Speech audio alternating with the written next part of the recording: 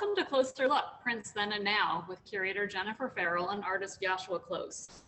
I am Jenny Gibbs, Executive Director of the IFPDA and the IFPDA Foundation. This program is the second in a three-part series co-organized by the Print Council of America and the International Print Center New York, IPCNY, with support provided by the IFPDA Foundation. The series pairs a print curator with an artist from IPCNY's exhibition Living in America to share insights through close looking at a selection of prints from their respective curatorial and studio practices. It is one of the many programs which constitute Print Month, held in conjunction with the IFPDA Fine Art Print Fair, which is currently on view on Artsy through November 1st. Today we present Modernity, Machines, Modern Life, Images of Everyday Life from Interwar Britain to the Great Migration with Jennifer Farrell and Yashua Klos. Jennifer Farrell is the Associate Curator of the Department of Drawings and Prints at the Metropolitan Museum of Art in New York, where she's responsible for modern and contemporary prints, illustrated books, and artist books. Previously, she held curatorial positions at the Yale University Art Gallery, the University of Virginia, and the Whitney Museum of American Art Independent Study Program. She received a BA from Smith College and a PhD from the Graduate Center at the City University of New York. Yashua Klos is an artist currently based in Brooklyn. He's originally from Chicago and received his BFA from Northern Illinois University and an MFA from Hunter College. He's had solo exhibitions at Jack Tilton Gallery in New York and at the Wellen Museum of Art, among many other places, and group exhibitions at institutions including the Studio Museum of Harlem, the Hunterdon Art Museum, the California African American Museum, and of course, most recently at IPCNY as part of the three-part exhibition, Living in America. The program will begin with Jennifer, and then we'll be meeting Yashua on site at Brick in downtown Brooklyn, where he will walk us through the monumental site-specific woodblock mural he's creating and installing for Brick. We'll be taking questions at the end of the program, moderated by Judy Hecker from the IPCNY, and curator Shelley Langdale from the National Gallery, who is also head of the Print Council of America. If you have a question, please type it into the Q&A box. And with that, I will hand over the Zoom baton to Jennifer Farrell. Okay, thank you. Thank you, Jenny. I would like to thank Mary Weaven Chapin and Shelley Langdale of Print Council, Judy Hecker of Print Council, of International Print Center, Jenny Gibbs and Sherry Young of IFPDA. I would also like to thank Leslie and Joanna Garfield for their incredible generosity and support. This lecture draws largely from their remarkable collection, which we recently acquired at the Met of British modernist works on paper. I also want to acknowledge my Met colleague, Rachel Mustalish and Nadine Orenstein, as well as Jillian Forrester, with whom I've had many discussions. Finally, I think any discussion of the Grosvenor School artist would be remiss if we don't acknowledge the incredible work of Stephen Koppel, whose research is key to any such study. So I'm now going to attempt to do share screen. Okay. In Culture and Society, 1780 to 1950, the writer and literary critic Raymond Williams analyzed the ways in which political, economic, and social transformations in society led to the related transformation of a selection of words: industry, democracy, class, art, and culture, in meaning and usage during the modern era, in order to reflect the ways in which life in Great Britain was experienced, described, conceived, and theorized. Responding to T.S. Eliot's notes towards the definition of culture, Williams criticized the narrowness of Eliot's, quote, pleasant miscellany, end quote, and argued that a more accurate account of culture required expansion. Quote, the characteristic activities and interests would also include steel making, touring in motor cars, mixed farming, the stock exchange, coal mining, and London transport. Any list would be incomplete, but Eliot's categories are sport, food, and a little art, a characteristic observation of English leisure, end quote. Without likely intending to, in his quest to provide a more expansive definition of culture, one that included labor as well as leisure, Williams listed several of the key themes and subjects depicted by the Grosvenor School artists and their desire to engage modernity in all its complexity. Indeed, depictions of labor, both urban and rural, as well as the system and networks, such as buses and subways, escalators and elevators, telephones and telegraphs, that both signified modernity and allowed it to thrive, are found throughout the work of Grosvenor School artists. Their focus on depicting everyday life was also reflected in their desire to create a more democratic art that would be representative of and attainable by a larger section of the public. Their methods for creating the works, which involve low-cost common materials, a do-it-yourself approach, and the dream of a more accessible art to be both collected and practiced by a wider public, may have contributed to their omission from many histories. The artists were based around London's Grosvenor School of Modern Art, which opened in 1925. This progressive school had neither entrance requirements nor fixed terms, which allowed students to attend according to their own schedule. Such flexibility made the school appealing to a wide number of students, including a great number of international artists, such as Lil Schutte, who came from Switzerland, and numerous artists from Australia. The Grosvenor School artists, a group who also included Cyril Power, Sybil Andrews, Edith Lawrence, as well as Eileen Mayo, Dorit Black, among others, were based around Claude Flight, an inspiring teacher, writer, and artist who promoted the color Linocut with evangelical devotion through his publications and exhibitions, many of which traveled internationally, as well as his teaching. Indeed, the most popular and important class at the school was Flight's seminar on the Linocut, which he began in 1926. Flight had already developed many of his ideas before he began at the Grosvenor School, both for subject matter and technique. In his 1922 Linocut Speed, Flight shows the possibilities for the Linocut. He captures the bustling energy and movement of both buses and pedestrians on London's Regent Street. He applies the same color blue with only slight variations in tone to the buildings, the sky, the road, the policeman's uniform, and spare touches on the buses. Pedestrians are depicted by elongated silhouettes, with the exception of the group in the foreground, shown in profile, and in the case of the officer, with his back turned to the viewer. Flight depicted 3 red double-decker buses moving in the direction towards the viewer, with the one closest to us at the edge being truncated on the paper, with the lettering on the side seeming to spell SPEE or speed. The buses become increasingly simplified as they recede, as Flight altered the intensity of the color slightly to indicate the impression of 3-dimensional space. The undulating wall of the buildings frame the street scene with their ribbons of windows and structural elements. At the top of the paper, a horizontal blue line emerges from the curvilinear structure, marking the tops of the roofs and uniting the 2 sides of the street to produce an almost dreamlike space. Speed was closely associated with Flight, particularly after he used it as a frontispiece to his 1934 instructional manual, The Art and Craft of Linocutting and Printing.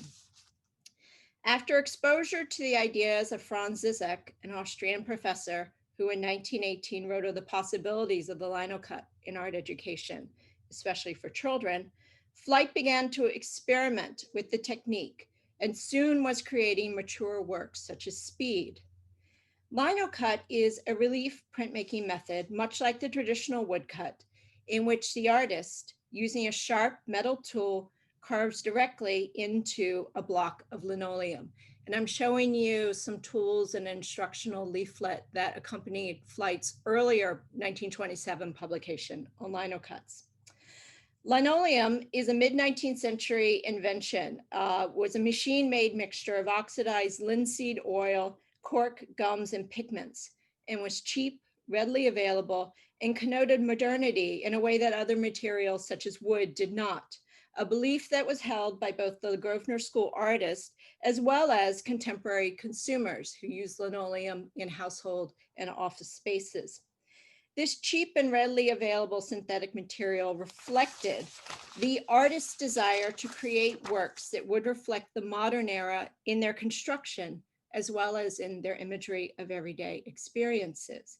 Indeed, as the image I'm showing you now demonstrates, linocuts were something that people could make themselves in their home with materials at hand, either through Flight's publication or the rib from an umbrella.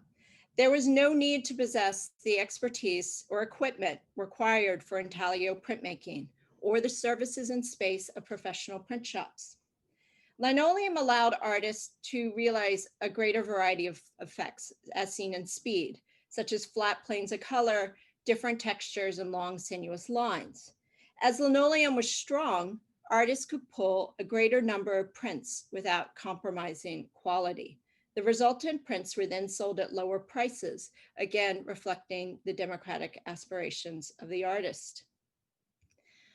Artists frequently worked out designs in drawings and sketches before creating an image, which they carved into multiple linoleum blocks, with each block corresponding to a specific color. In Speedway by Sybil Andrews, the blocks correspond to 4 colors: sienna, red, permanent blue, and dark blue. Andrews used flat planes of bold, often contrasting colors to expand her palette, which was layered from impressions of different blocks, and she would alter the amount of pressure applied, as did her fellow artist. Each block was then inked and covered with a sheet of paper and rubbed with a utensil such as a wooden spoon to transfer the design. Despite their engagement with machine age imagery, it was essential that the linocuts be printed by hand, something Lil Schutte noted on her works, often in German, French, and English. This handmade quality is visible in the irregularity of the alignment and tones and the slight differences, or sometimes profound, among the prints in the same edition, as well as the ink splatters just beyond the perimeter of the images. In Speedway, which I show now, Andrews captures the velocity and potential for danger of the motorbikes, which was often a common theme at the time, as well as the crowds in the stadiums where such events took place. Using a cool palette, Andrews portrays the sheen of the metal of the bike and the helmets. She signs the work on the lower right, parallel with the tire of the closest motorbike where it touches the ground. This celebration was a key component of Grosvenor School linocuts, and a frequent subject was the systems, such as subways and escalators, that both signified modernity and allowed it to thrive. As Oliver Green noted in London's Underground, the story of the tube, quote, "In the decade after the First World War, the Underground made remarkable progress, developing from a still novel means of rapid transit under central London to being one of the main instruments of suburban growth. These were the years in which the Underground grew to become the framework of the town," end quote, shaping and underpinning the daily life of what was still the world's greatest city, now spreading well beyond its traditional borders, end quote. So Grosvenor School artists, not surprisingly, frequently made works featuring the Underground. Stephen Koppel notes that Schutte's Underground, which I'm showing you here, this vibrant depiction of the Waterloo tube station, cast in acidic tones of orange, yellow, and pink, in fact, derives from an exercise that was practiced by the Grosvenor School. And looking at these works, I think it's impossible not to see it anticipating British pop and the work of Hamilton and others. Power engaged in a similar theme with his tube station of 1932. In the escalator of 1929, Power seems to emulate the same rounded forms found in Schutte's Underground and that would be found later in his tube station. Yet this work has a much more ominous quality. Power layers colors to produce a hallucinatory effect, as found in Schutte's Underground, but it has a sense of menace. Against the vibrating tunnel forms the hard edge male figure shown against the extraordinarily steep and menacing form of the escalators. As the writer Philip Vaughan noted, quote, in his notes detailing how the linocuts block should be printed, Power noted that the, quote, edges of the man should be rendered, quote, as hard as possible, end quote. In Wince and Wither, which was originally called The Cascade, Power portrays a seemingly endless line of faceless commuters as they descend below the ground to catch the tube. The size of the crowd suggests rush hour, especially as the line of commuters seems to extend beyond the edge of the paper, thus implying an almost assembly line effect rather than speed and force. It is a kind of conveyor belt, funneling an anonymous and interchangeable group of figures, who all appear to be men, in similar clothing and bourgeois black hats, an image of numbness, emphasizing reification and repetition, monotony, and standardization. In fact, the line seems to almost recall Nevinson, an earlier artist considered the first or the only British futurist, his column on the march, a depiction of a seemingly endless line of French soldiers marching to the front. Yet here, the monotony of the mass created the impression that individual figures, when combined in such a group, become a kind of automated form, a human tank, charging towards their destination, a sensation different from that of Power. And Nevinson and Flight knew each other, so it's very likely, indeed we know, that Power knew Nevinson's work and may have met him too. Wince and Wither was based on a series of drawings Power began in 1928 of the escalators at the Tottenham Court Road station. As you can see in this inscription, the print reads, "The bottomless pit, homo mecanians." And indeed, there is a sense of anxiety, even doom in some of these works of the subterranean world, with its long and winding tunnels and automated stairs.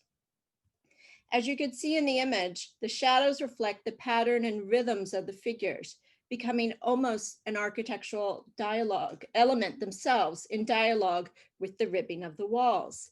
In fact, as you can see here, in several of the drawings, Power depicts the underground as monumental, almost a neo-Gothic structure, where rib-like vaults and pointed arches combine with steep escalators. Such designs testify to Power's training as an architect and his particular focus on medieval constructions, something he engaged in his drawings both as a child and as an adult.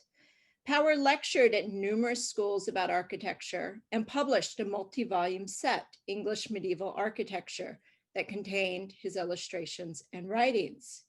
And in addition to architectural elements, Power would include notations, usually for site, as well as decorative elements.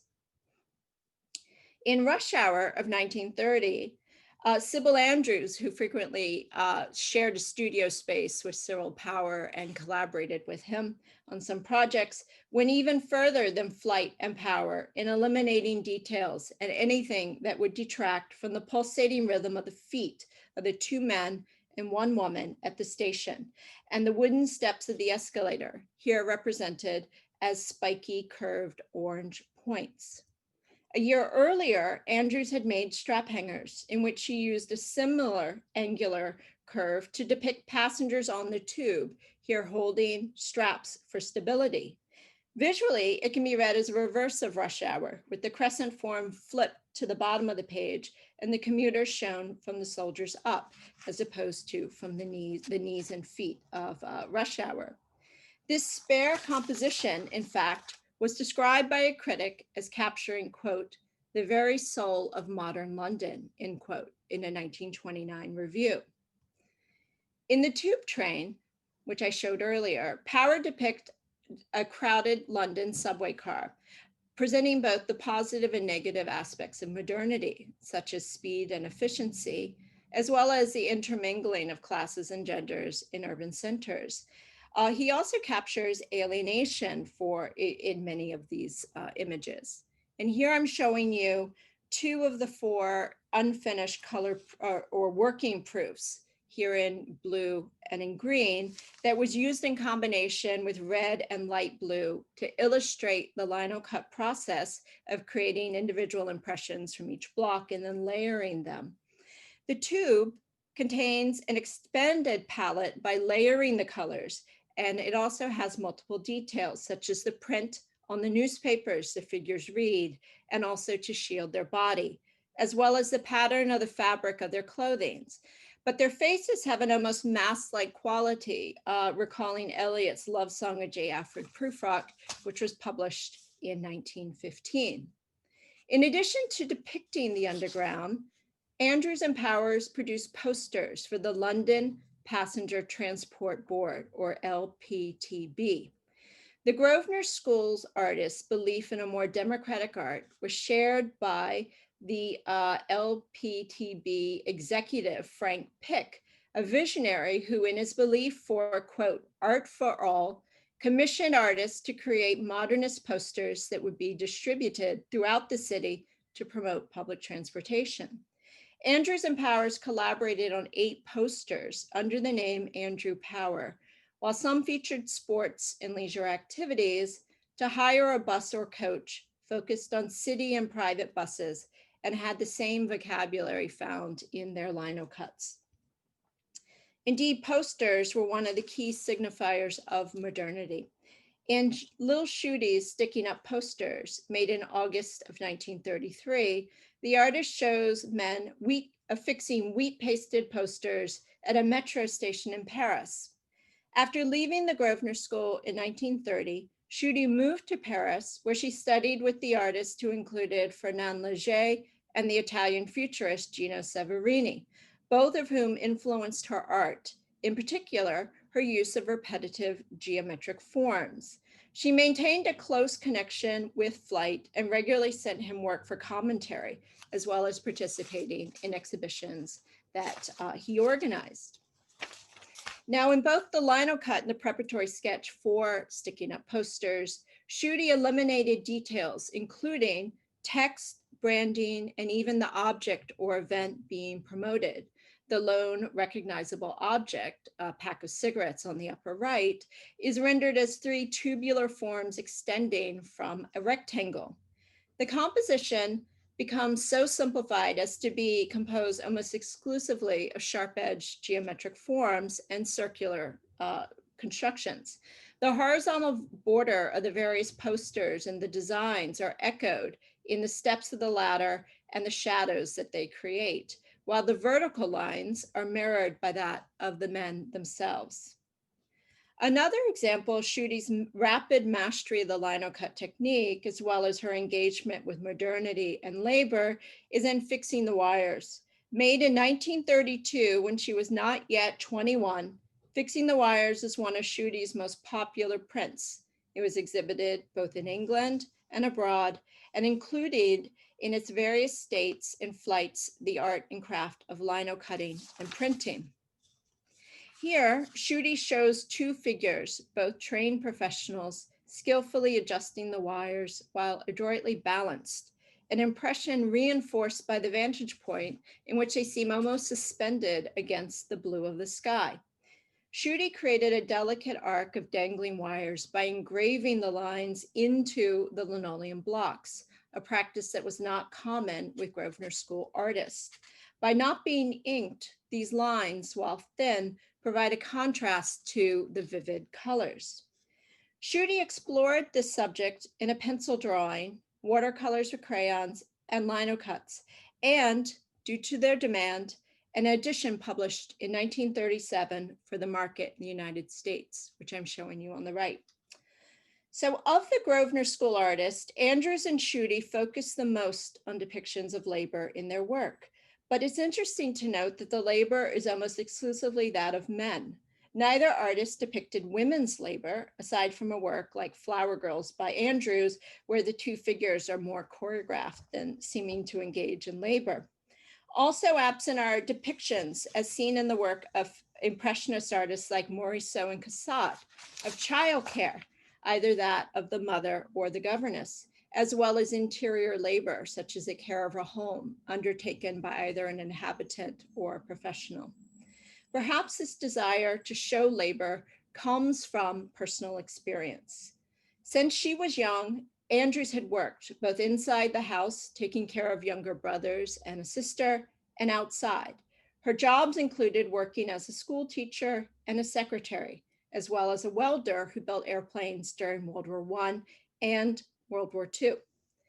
In the Linocut and the related monotype sledgehammers, these are based on her memory from the war of seeing blacksmiths at the forge and the rhythmic pattern of their bodies. Depicted are 6 figures, either in profile or with their backs to the viewer. Their taut bodies are extended and contoured into stylized curvilineal forms that pulse with a sense of dynamic energy and force and convey a sense of monumentality at odds with the rather limited dimensions of the paper and the flatness of its 2-dimensional surface. The figures wear dark tops, black pants, and dark protective headgear. Arms and hammers appear as a single instrument of power, and the sensation of the repeated blows and coiled energy of their forms seem to radiate across the surface of the paper and to create a sense almost of rotating movement. Andrews had earlier explored such depictions of physical labor in works such as Haulers and the Winch, which was the first work I showed in this presentation, as well as the new cable, later, the giant cable. In Sledgehammers, she has simplified this composition, eliminating the anvil, metal, and anything that might detract from the image of pure physical force. The circular formation recalls that found in futurist works, such as Umberto Boccioni's The City Rises, which is an additional influence. In conclusion, the 1930s can be seen as the prime moment of the Linocut movement. At that time, the artist had multiple exhibitions around the world. There were publications and the exhibitions were regularly reviewed. However, as the decade drew to an end, members of the group began moving in other directions, and there was waning interest in exhibitions, with the last major exhibition in which the Grosvenor School artists participated being in 1939 at the Birmingham Art Gallery. While many of the Grosvenor School artists, such as Schutte and Andrews, would continue to make linocuts for several decades, others, such as Cyril Power, abandoned the practice when he ended his partnership with Andrews. While Flight, who lost most of his London studio to bombing in World War II and had a stroke in 1947, after which he no longer was able to make prints. Nevertheless, these powerful works capture the optimism and anxiety of the turbulent dynamic decades of the early 20th century in Britain. And I think viewing them encourages a more complex, complicated, and expansive understanding of both the era and modernism broadly considered. Thank you. That was amazing. My mind is blown. Thank you so much, Jennifer. Thanks. In some ways, I feel like I just went back to school, and I took notes. Thank you so much for your research. I mean, I could go so many ways with this. Where do we start? I'm thinking about, first of all, Lil Schutte might be my new favorite artist. That Fixing the Wires is a masterpiece. Mm-hmm. Surprised to hear that she was so young at the time. But I'm really interested in this, these images that we saw of labor. And as you mentioned, most of those, all of those depictions were of men doing labor, which I'm really interested in as it relates to my work, which I'll talk about soon. But thinking about the women in my family that are contributing so much labor to holding the family together, and also to the city of Detroit. But this idea of mechanized daily life, right? All these depictions of even just the commuter train, and depictions of machinery and tools. And I'm interested in artists using such a graphic language like woodcut or linocut for that, especially in the way that these British modernists are using it, because there's still a softness there. I'm looking at the way that some of those inks are rolled out. They almost look like watercolor. I think that's very, that's a wonderful point about the softness and the watercolor, and indeed Flight, when he would go would go to France, would make largely watercolors. So the linocuts were more made in England, but Power made monotypes that are very different, much more fluid, much softer. But I think that gets to the kind of contradiction, which is maybe why these artists are have been too often excluded from the study of modernism, because it's images of machinery and machine age, but it's clearly handmade, and there is that softness and there is that irregularity. So it's not at all the kind of standardization that one would associate, even if with machines, and even if they had hoped to make things the same as possible, because it's handmade, that human element, and the works wouldn't be made at once. So it wouldn't be like an entire edition. It could be made later. So you also have that variation. So that's a contradiction, I think. Yeah, we don't see, and I'm actually happy to see other artists, other printmakers, linocut and woodcutters that are using the wooden kitchen spoon technique in order to print work. Because to your point, that creates another level of variation where artists can control the pressure more. You can choose to print more richly in some areas and lighter in other areas. Wow, this has been great. I mean, it's interesting because, let me see if I can move. Well, in the great, the New Cable and the Giant Cable, she, Andrews rather, removes the blue background at one point. So they can also adjust as they go through, which is interesting. Well, you can, because they can remove plates, right? Well, or just, not use a block, or they could make adjustments with experimental proofs. But I think what you're bringing up about the handmade and using everyday materials, I think is really important. And I think that is perhaps another reason, because the linocut was originally so associated with children's art classes. They weren't going to turn children necessarily loose with wood blocks and knives and much more dangerous materials. So the linocut was something. So I think that was a kind of prejudice that was held against that, even though some German expressionists used linocuts. And for Lucian Freud made one soon during this time, or slightly later, as well as Matisse and Picasso. So it was a material that people used, but it is interesting. So I want to hear about some of your work. So can we see one of your videos, or are we going to visit your studio first? Thought you'd never ask, Jennifer. I'm excited to share. Yeah, so I'm going to start off with a video that walks through my process, and then I'll explain the mural in progress behind me. Wonderful.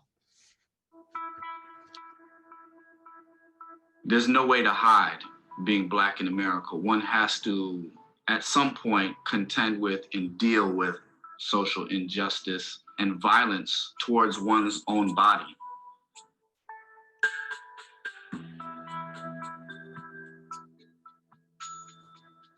So my first woodblock piece began a series of work I called the Banners series. I carved portraits of friends of mine from head to toe.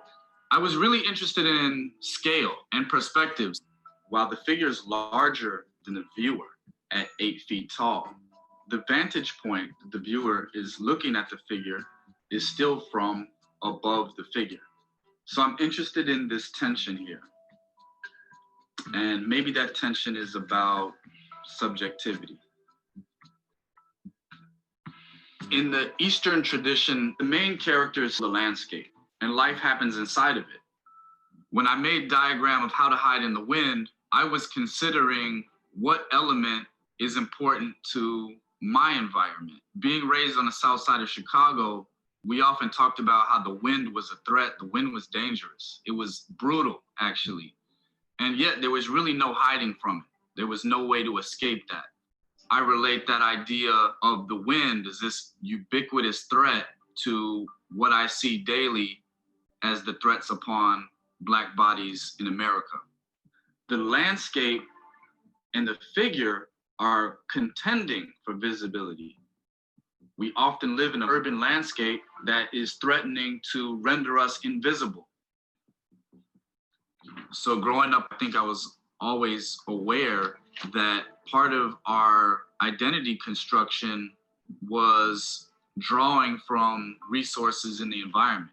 So a lot of times in the work, you'll see figures that are made from these scraps. That's the language that I'm thinking of when I'm carving a wood block and printing that wood grain. How can I charge this figure with this identity that's made from the materials around it?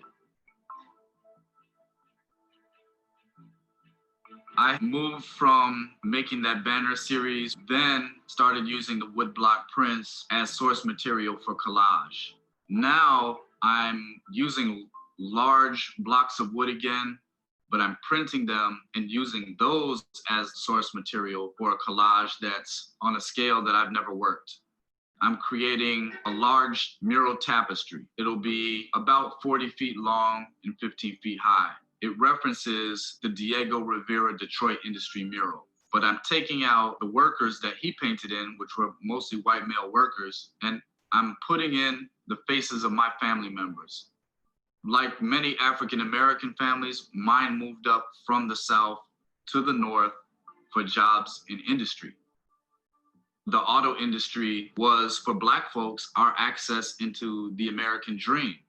I'm interested in how that American dream has also disappointed us. It's also my personal attempt to bridge the gap of estrangement between my family and I. Because I didn't grow up with this family, we're all quickly trying to get to know one another. And that takes a lot of labor. That takes a lot of love. So all of these ideas are embedded in the mural and embedded in the carving that I'm doing, in all of the labor that I'm pouring into the wood blocks that I'm printing from.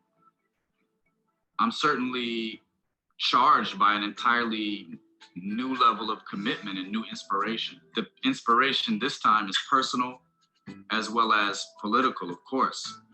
So while this is my family's story, this is also the story of America. And I'm just trying to put faces to that story.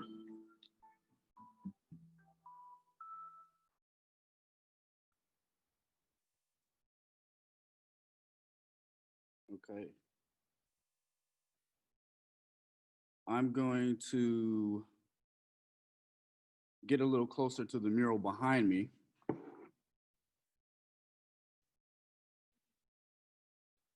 Without the use of a Steadicam, I am in a nice rolling chair. So what you have is my use of the Diego Rivera Detroit industry mural as a scaffolding for my own family tree. Diego's mural depicts workers at that time at the Ford auto plant, 1933, was a commission by the Ford family. The Ford family were the only portraits in his version of the mural. I've decided to change that and do portraits of my family members, many of whom work today at the factory, have worked, or just simply are part of this lineage that arrived at a city like Detroit because of access to jobs there at the plant.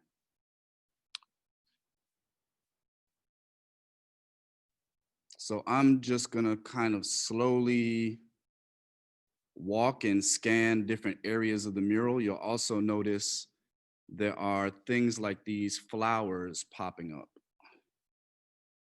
So I'm really thinking about a word that I hear a lot associated with Detroit today is decay.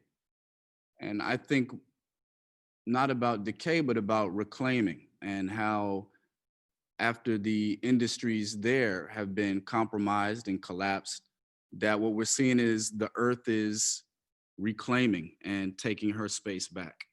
So you'll see these vines sprawling through, and these are all made from wood block prints. So the blocks that you saw in the video are the blocks that I'm using to carve this piece. An area like this that has many of these tire forms might come from 3 carvings of those circular forms that I can print as many times as I want.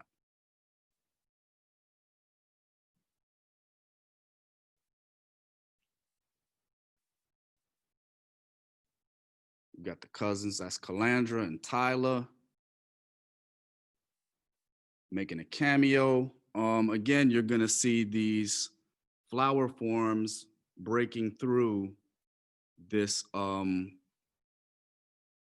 this churning machinery. And also there at the top, you'll note there's some reference to Art Deco in the form of these chandeliers. Another design element occurring in Detroit is, of course, that Midwest Art Deco. So again, fascinated by the proposal of Art Deco as a sleek, futuristic celebration of industry, and how that proposal has again collapsed. So there will be some references to a lot of American design history during this time.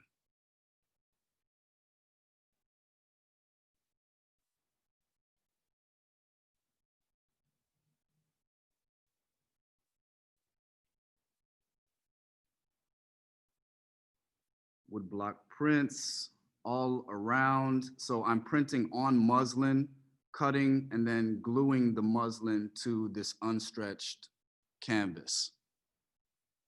And that's how this is collaged together.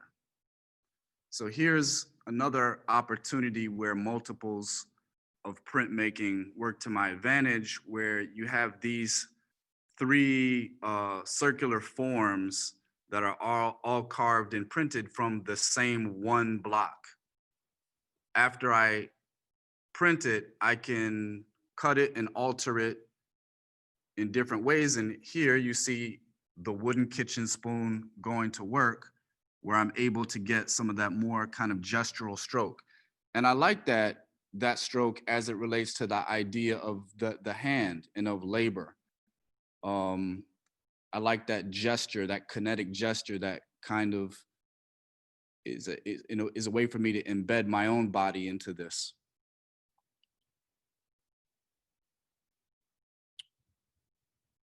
I'm sure we're getting close here on maybe time for Q&A. I think lastly, what I'll do here is show some preparatory sketch. So this is the original Diego Rivera. This is the Detroit Industry Mural at the DIA. And this is my translation of it.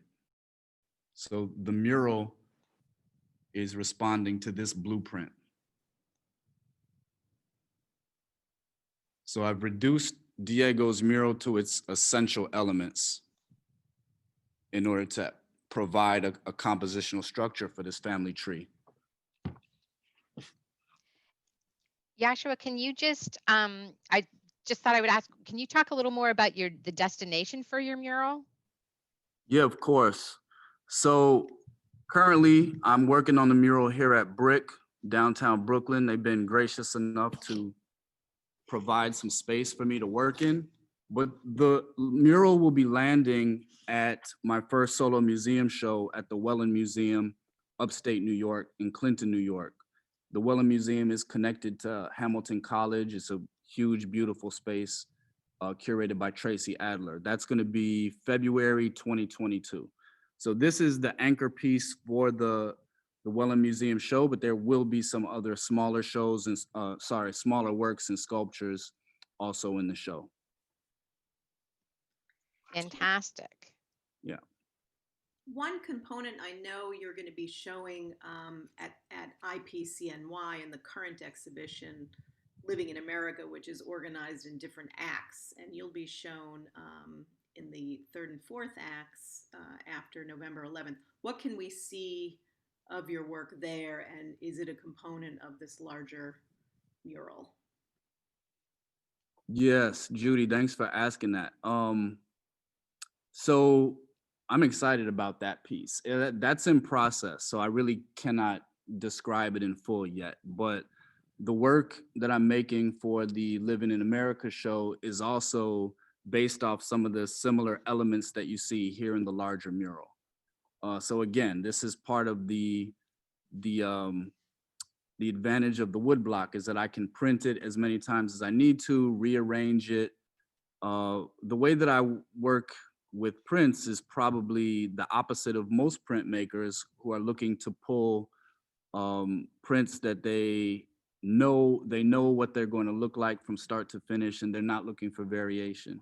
On the other hand, I'm looking to vary my prints as much as possible, and the prints are ends to a mean. They're the source material and the main part of the collage.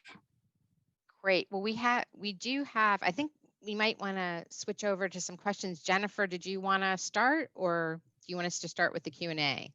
Yes, I have some questions. This is Jennifer. One question I had is what drew you to woodcut? Why for showing modernity and these machines, and it's all about, an industrial product and metal and this very hard edge. And what drew you to the woodcut? Yeah, so I discovered woodblock printing through Elizabeth Catlett and Charles White. And one thing that I noticed about those works was that they felt like statues. Even though they were flat, they're 2D works, they depicted the body as very statuesque, almost like monuments, right? And there was something sculptural that I found is already in the wood block itself. There's kind of no escaping the reference to the object that the print comes from. And I also like all the noise that they leave in there. So in Western tradition, there's lots of pieces of wood that are not the primary mark, but are a byproduct of the carving, right? When those get printed, you have all of these lines that indicate motion or um, or life inside of the image, but they always refer back to the kinetic act of carving. So I guess I've been attracted to woodblock in the way that it refers back to the maker and to the labor that it takes to invest in carving it, and the way that it seems to already be animated. It has a certain energy um, in the stroke, just in the gesture of all the noise in the wood. It's interesting the way you talk about the labor, because that was, I think, especially in Sybil Andrews, she writes about the hard work of printing from the blocks, of carving multiple times, of inking, of doing the impressions. And I think that kind of parallel between the labor of everyone who worked at the factories that you are depicting, and the mural, and shown in the murals, as well as your artistic labor, that you're not trying to hide that, you're not trying to make that invisible, and especially for the machine. And I think it's interesting to consider at this moment, when we've gone from the handmade to the kind of industrial to the post-industrial, the factories, as you talk about the decay in many ways. And I was wondering if you could speak a little bit about what led you to this project at this particular time, because some of your other works were or are more abstract, and this is much more figurative and representational, not only representational of representational art, but also representing something quite significant for you. Great question, and perfect timing too. It's probably great that I answered this before we move to the questions that it looks like people are asking. Yeah, Jennifer, this is such a timely project for me because I just got reconnected with this side of my family that's depicted in the mural. So I grew up without my father and without access to his side of the family. So recently, in the past year, I've been reconnected to them and to all of the history that comes with them. So in a way, the the inspiration for me doing this project is a way for me to add value to the family and to speak in the love language that I know and understand, which is my work. I'm also, as many artists, I understand very complex things visually. And because my father's one of 15, such a large family, I tried drawing, writing this family tree over and over every time I would FaceTime with cousins, and it just got more confusing. So this is my way of organizing all this information of this family tree. Mm. And do you work from, you mentioned some cousins, do you work from photographs for relatives from further, another period, or how do you? I have to because, with COVID, I can't travel to see them. I had planned to be in Detroit working on this, but I've been grabbing screenshots off Facebook. And so a lot of times inside the work, there's details where you'll notice things, you'll notice elements from like social media that are also included in some of these portraits, things that are not quite a composed, a staged photo, but something that's something that's been appropriated from a screenshot. Yeah. There's a good question from an audience member, Jillian Forrester, for Jennifer, but I have a follow-up also for Yashua. Her comment is for Jennifer about the iconography of labor in the Linocuts. They were being made when there was widespread unemployment in Britain and elsewhere because of the collapse of markets in the late 20s and increasing mechanization. Do you read the Linocut as a commentary on the economic situation, or in some respects nostalgic for an earlier era full of employment? And similarly, Diego Rivera's murals were made in the early 30s during the Great Depression. And so, Yashua, you may have a comment on that. And my question to you is, did the pandemic give rise to this project, or has it changed it in any way, or was this conceived of before the economic collapse today? So maybe we'll start with Jennifer and then move to Yashua. Yeah, it's a great question, and I do think, in answer to Jillian's, I think it's all of the above. I think that for Andrew, she certainly was nostalgic. I mean, she's looking back to a time when she was herself working, drawing a regular paycheck. And it's interesting because I was in a field being a welder for airplanes where women had traditionally not worked. And she doesn't depict images of her as a school teacher, for example, which she also did, or as a secretary, which is how she entered the Grosvenor School. So I think there is a nostalgia for that, and she makes many images of the rural community from which she comes based on memories. She continues to make reference to that even in work she makes at the end of her life or second half of her life in Canada. But I also think that they certainly know that this is a very grim period. I mean, this is also, the artists were coming off of World War I.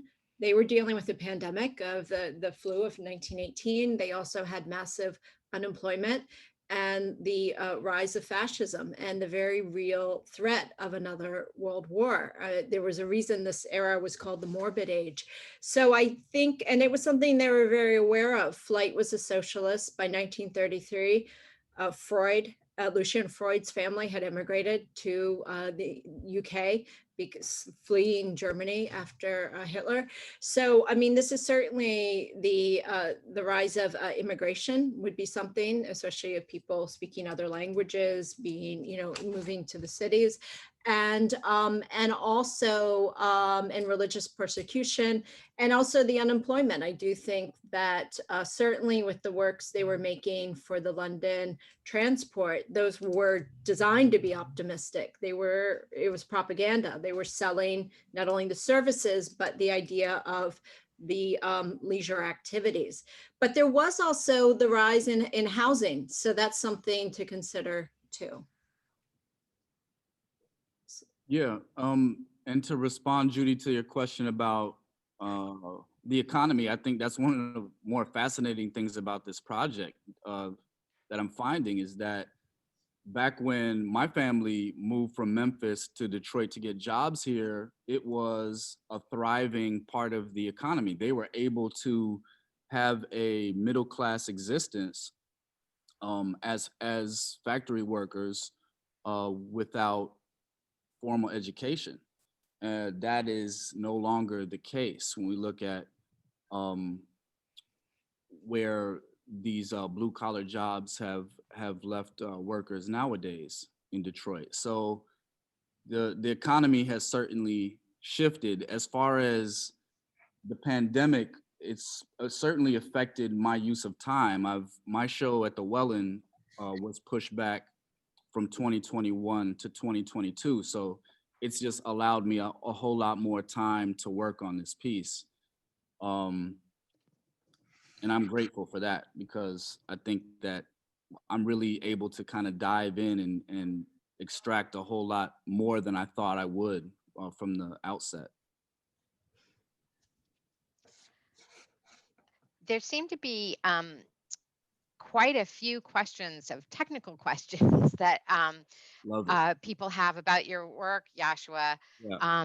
including how long does it take to print one of your large blocks by hand, and how many impressions can be pulled from such a block? And there's a lot of curiosity about your choice of muslin Yeah.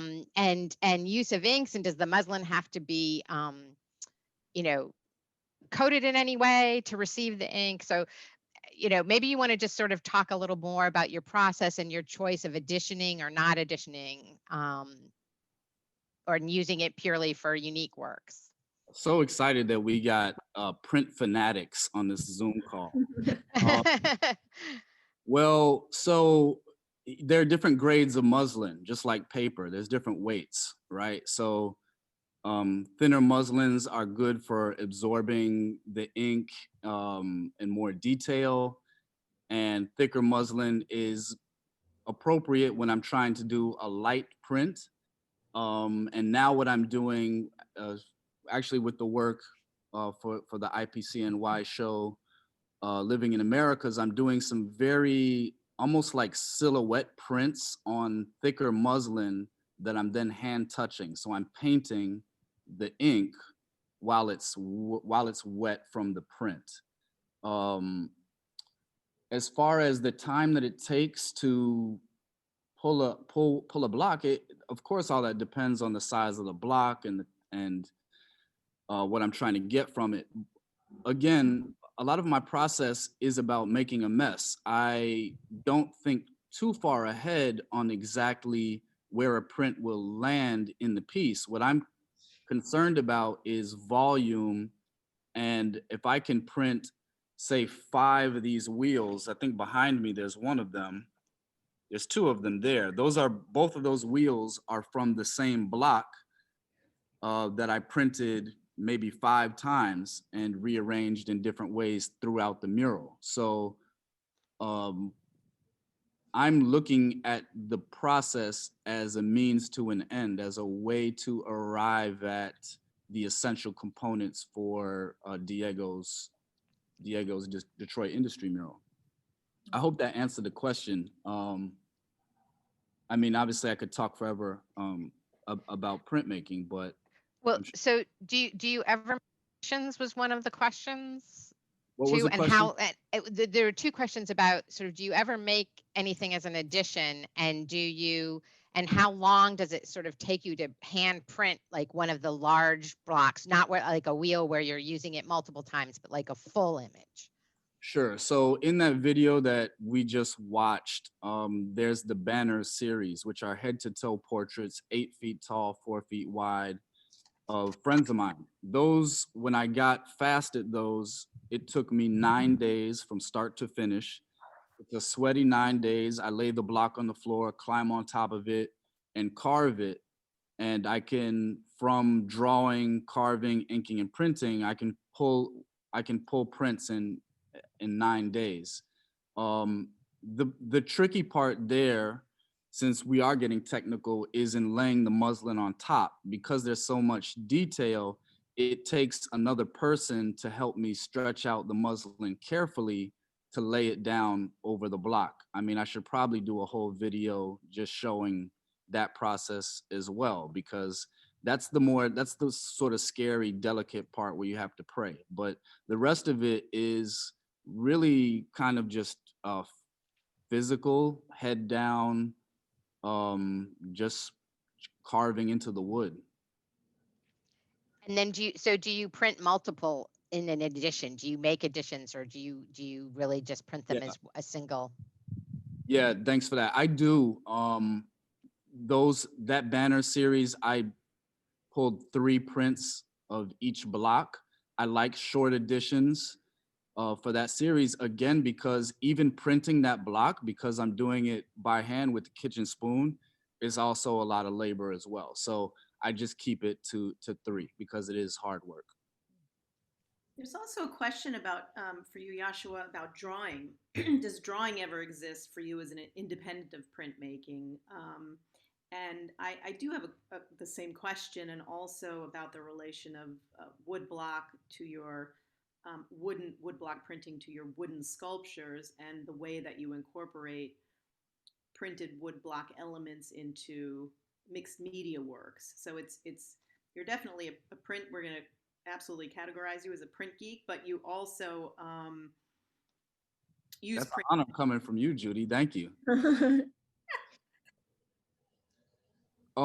Judy, so I'll respond to that first part, which is, to me, printmaking, specifically woodcut and linocut, were the most direct translation of my hand to image besides drawing that I found. So, like many artists, I've taken painting classes and tried painting, but there's still more translation between the vehicle of paint and the image. I really engage woodblock carving and printing just like I'm drawing. The difference is that I'm removing the line and not adding the line. So it is in many ways the same physical gesture as drawing.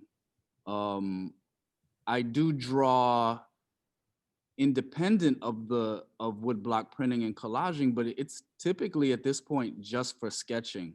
It's just for making my preliminary decisions, which are just to build my confidence so that I am ready to commit to carving. Because once I get to that part of the process, it's all pretty permanent.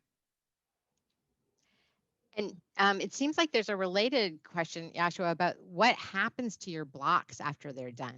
Are they retained as an object in themselves, or stored for future printing, or what happens to them? Yeah, the curator of my show at the Welland, Tracy Adler, has been incredible about convincing me to do things that I don't think I would have done otherwise. And one thing that we're discussing is possibly showing those blocks as part of the exhibition. I have been hesitant to do so before because I've seen it done and I haven't found it to be better than the print. But I think that we're now brainstorming ideas about how to use the blocks because again they are embedded with so much kinetic gesture that at some point I think they can be used as sculptures. Well, that would be exciting to see together for sure. I hope that works out. Me too. Okay, so I think that we're going to wrap up. That seems like a good note to end on.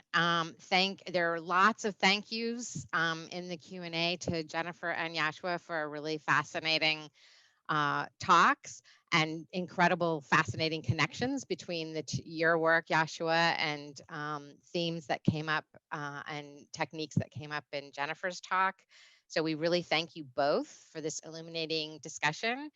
And thanks to everybody attending today. We hope very much that you will also join us for our third and final talk in this series, pairing print nerds and artists, contemporary artists. Next week, we have Elizabeth Rudy, who's a curator at the Harvard Art Museums, and artist Mark Thomas Gibson, whose work will also be included in the show at the IPCNY.